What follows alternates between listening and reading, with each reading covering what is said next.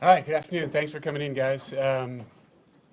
We've done this, I think, 6 or 7 years now, so it's kind of an annual event. We wanted to keep the tradition going. And right before our first home game of the season, to be able to just tell you how excited we are to have our first home game of the season.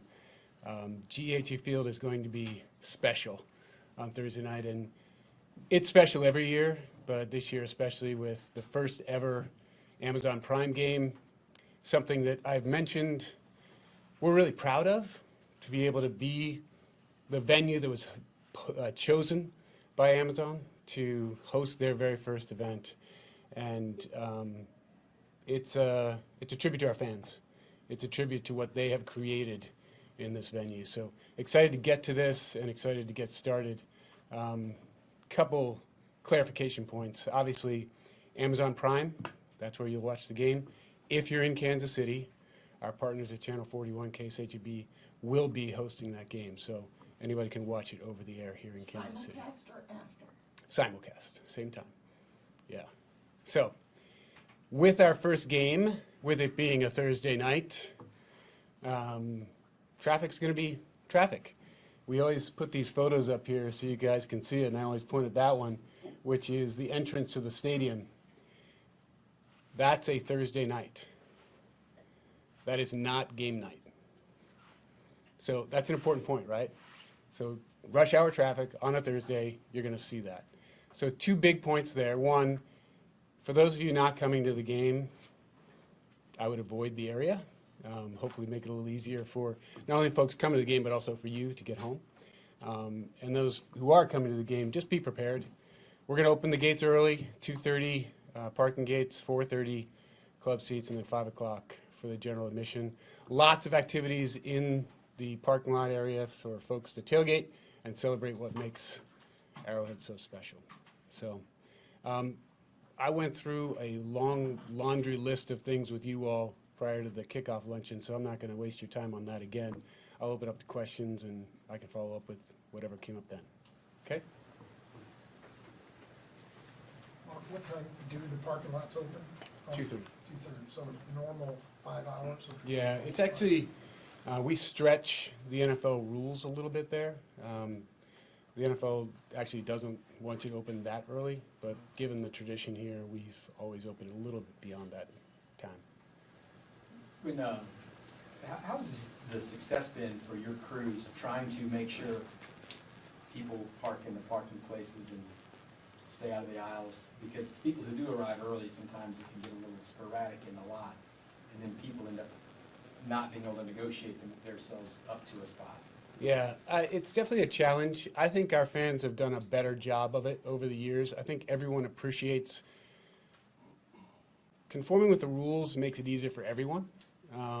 And, you know, a lot of that is ease of entrance for our fans. A lot of it's safety related too. We need to have open aisles, so if we need to get an ambulance or something into a parking lot, in or out, we can do that. It's always a challenge first game. You know, there's always new folks coming in, haven't done it before. There's always like testing the limits of how far can we go.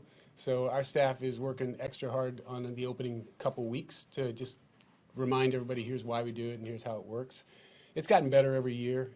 We track, as you guys know, we track everything. We look at metrics that you wouldn't believe the detail. And one of the details we look at is from what time are we done at the parking gates, right? So people are going to line up here first thing in the morning, even though it's a night game. We look at when are they empty or when are people free-flowing through them. And it's typically a half hour before the game. So they're in, right? Now, how quickly we get them into spots. And one of the things that does happen is as more and more people come and park, there are spots that are not used, and we got to get people to those spots because we don't have that many spaces. We have a lot of spaces, but we have more cars than spaces typically, and we will Thursday night. Mark, just given this is another opportunity to highlight Arrowhead in Kansas City, what special things do you have in mind, or are you looking forward to the most as you guys try to do that? Yeah, so our game production crew will light up GHA Field like they always do. So I think if you've never heard Gennaro Wilson sing the national anthem at our stadium, be in your seats for the national anthem. He's amazing, and he'll be there on Thursday night. I won't tease a lot of what's going on, but there'll be a lot of special things this game as we kick off the season. And with Amazon Prime, they're going to have a ton more. So you'll have things in the parking lot the fans can interact with. You'll see a lot more stages on set, on field, both pregame and halftime. What about safety as far as tailgate? We hear the horror stories of people not putting out their grills, and the other day some cars like melted into the Yeah. ground. Yeah, that's happened here before too. Right. You know, someone just figures the grill is out and they slide it underneath the car. That's a bad idea. And if you saw the video from Miami, there's proof of that. Our fans are pretty well educated now. Our team does a good job of sweeping post kick, so we can sort of highlight some of that, identify some of that, and get rid of it. You know, everybody's learning something every single year, so it's definitely something we'll focus on. Our team, again, does a pretty good job of making sure that we're aware of what could go wrong, so we're looking for those sort of things. You guys, not everyone who is in the parking lot giving people parking works for you, right? A lot of it's contracted. How have the employment numbers been for that? Because I know everyone's looking to hire people all the time. Are you guys fully staffed? Will you have enough people to get the job done? Yeah, the in last these home games? the last few years from a staffing perspective have been a challenge across all industries. We've had the good fortune of being really successful during that time, and that really helps us with our numbers. People want to be here. They want to be part of this team. We go through extensive training with these folks who really work for us one day a week. But as far as our fans are concerned, they're the Kansas City Chiefs. So we appreciate them. We've had really good numbers for all the events so far, including concerts this summer. The numbers look good right now as of our production meeting yesterday. There's always a little bit of a challenge with the night games. So we'll have a late arriving crowd, so we have to stage that. We plan for it. You know, folks are working full time, and then they come here and work, and additionally, so they hit the same traffic, right? So they're going to come a little later, but we plan for that, so we know where to stage them and where we need to be. Mark, home openers are always exciting, but this year in particular, how special is it to open prime time on Thursday night, especially being our 50th anniversary of our building? Yeah, like I said before, I mean, it's a pride point for us as an organization. It's a pride point for us as a football team. It's a pride point for us from the business side. We take a lot of pride in what the stadium is and that experience for fans. It's a bucket list item internationally now. We know that. We get the feedback from people who have traveled. They have to experience Arrowhead Stadium and GHA Field. And so we're really excited about that. I think this is, again, it's a proof point of that Amazon chose us. They want to see that too. To see it Thursday night it's a great opportunity for this entire region. It's a great opportunity for our fans to be highlighted on national TV. So it's got us all excited. Mark, just had to ask, but in light of there being a resolution to Britt Reed's case yesterday, can you shed light on the process, or the organization's process of looking into the events that preceded the crash, the events here? Yeah, the only comment I'll make on that, because it's still an ongoing proceeding, is in November, we were part of a team that put together a care plan for Ariel, and we really haven't been involved since then. The criminal investigation has all been separate, other than full cooperation with all the authorities. Have you changed any protocols within your own facility, the organization, or your town? No. Mark, I know Chiefs fans are going to ask, you want them to get here early, but are you willing to give them a note to get off work early? We've done that in the past. That's usually Andy. We're going to have to check if Andy's going to write that letter again. There's not much more to say. We said it so many times. It's an opportunity for our fans to be on a national showcase. So, and we know they will, because they always show up and they'll be there. They impact the game. They definitely do. For those of you who were in Arizona, it was amazing, as it typically is. That national anthem seems to get louder and louder every single week. So we heard it in Arizona, and we'll hear it again Thursday night. Mark, I'm sure there's redundancies in place with Amazon, but this is the first not available anywhere other than streaming for most of the country. Mm-hmm. Any trepidation as a league in stepping into the full streaming space where there's not another choice somewhere to watch a game? Yeah, I have to compliment the team from Amazon. I mean, they have been in our building, in our meetings, on Zoom calls, every level of the organization. So they are really, really excited to do this. They're really aware of the challenges they're going to face. It's going to be a learning curve. I think you know, they've had some experience in this, but we're going to learn something Thursday night that'll make them better than the following week.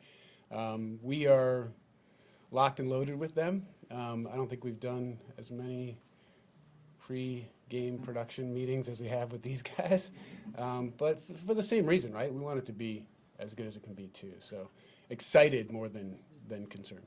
Is there a timeline yet? Because I saw some consternation amongst folks on Sunday that Sunday ticket was down a lot of places early.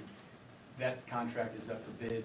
Nothing's been resolved yet. You guys have a date where there's something will be resolved on who the provider's going to be next year? You know, I think that's a league question. Brian Rolep and his team there have been working on all the options there. You know, their track record's pretty good in putting together some really good deals for us. Mark, I wonder, as you guys do the study about whether to keep the stadium the way it is, to renovate it, or to obviously look at a new site, if this night, or obviously what you guys will have with the World Cup, how much that will play a percentage, no matter how small it is, as to what Clark and you guys will do about the stadium's future?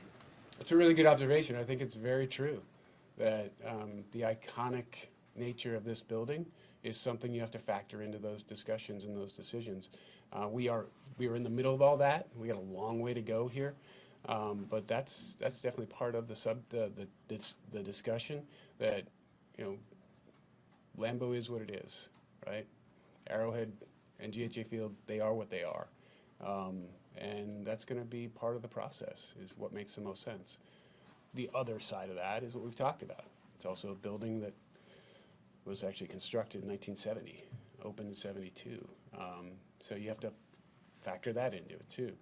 When we think about the next 50 years and making the right decision for our fans for the next 50 years, the structure itself is a big part of it too. Do you feel like you could recreate some of these positive aspects of Arrowhead that you talked about?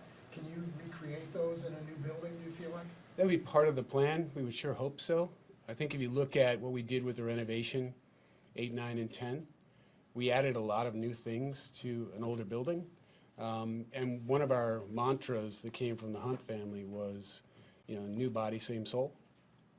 So that would be part of any sort of discussion going forward. Because even if we end up with a renovation, we're going to have a lot of new elements to it, right? If you look at the competition around the NFL and around sports venues in general, we're going to have to compete with that. So Arrowhead's going to have to change a little bit, and that'll be part of it. Is there a stadium or stadiums that you can point to in that regard that maybe you're... Yeah, so I would take that a different direction, which is there isn't one. We're looking at LA, we're looking at Vegas, we're looking at Lambeau, we're looking at Pittsburgh, we're looking at New England, we're looking at Miami, we're looking at, you know, the buildings that are going up, and we're in discussions with Buffalo, we're in discussions with Nashville, we're in discussions with the teams that are a little bit ahead of us.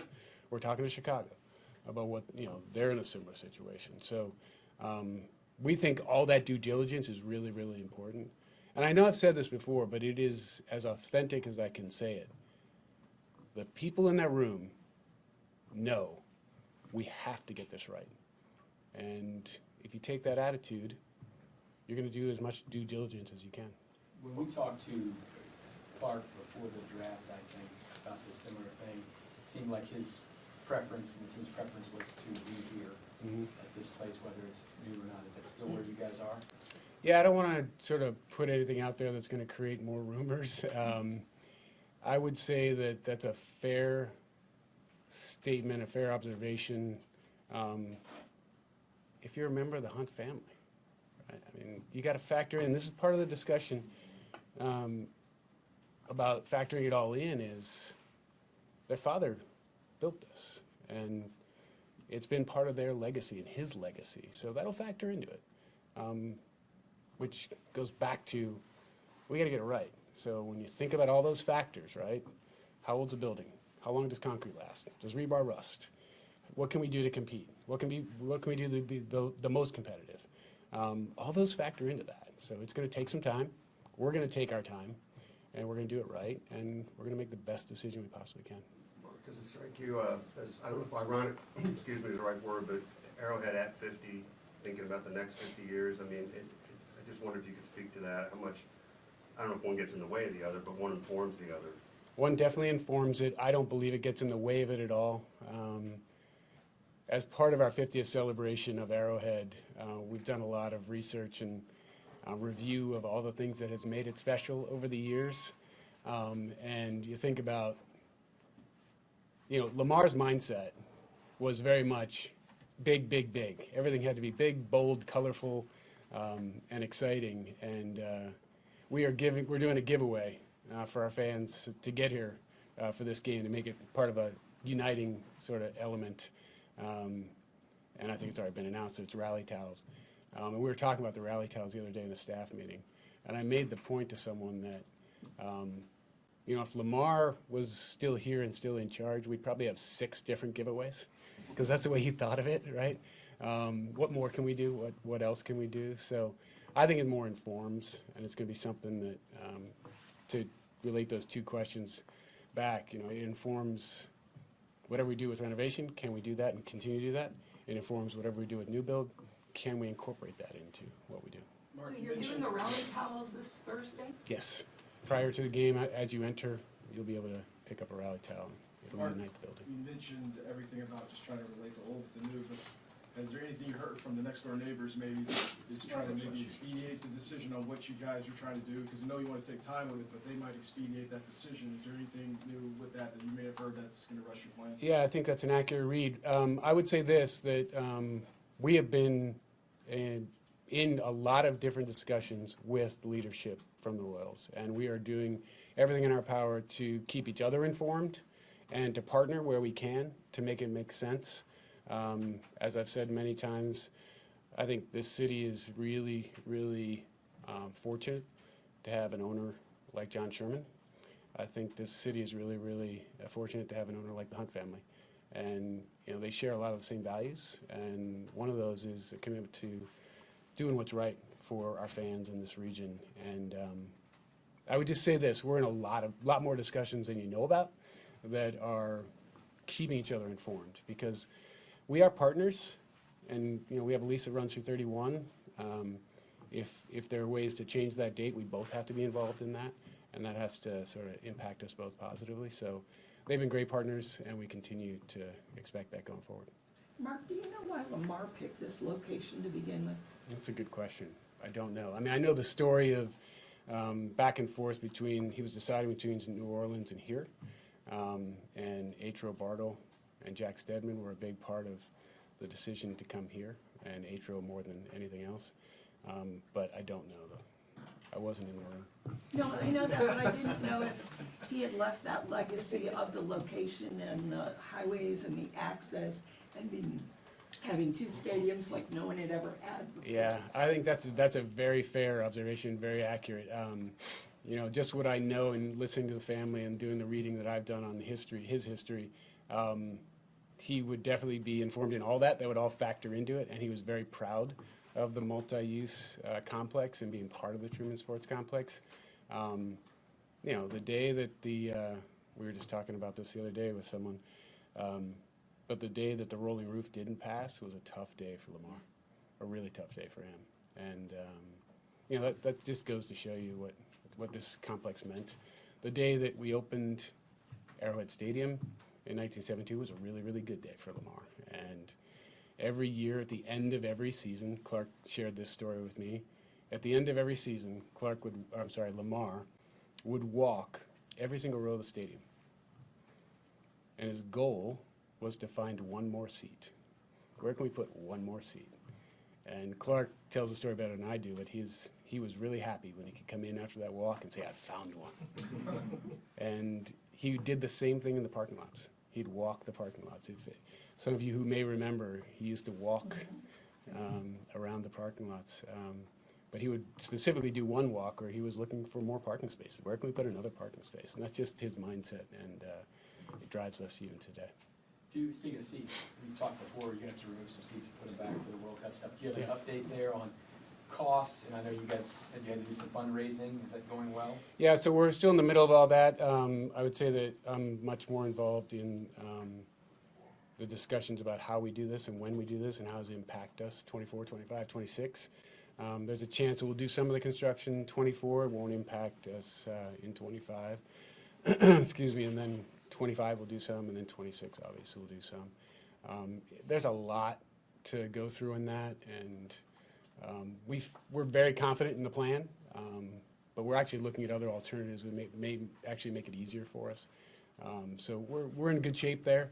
We'll be good when it comes to 26, but it's going to take a lot to get there. Mark, And do with you, the money, We'll do less. where's that money coming from? You guys found out where? Yeah, so Kathy Nelson, the Sports Commission, the local organizing committee, they're really in charge of that. We support them, obviously, but I have not been in those discussions. Mark, do you anticipate any permanent changes to the stadium as a result of the World Cup, or will the stadium, when that's all done, it'll look more or less like it does today? Yeah, so when you think about the timing, right, lease is 31, Yeah. World Cup is 26. Going into it, we've always operated under the plan that we're going to do what we need to do to make it compliant with World Cup and FIFA rules, and we're going to put it back the way it was.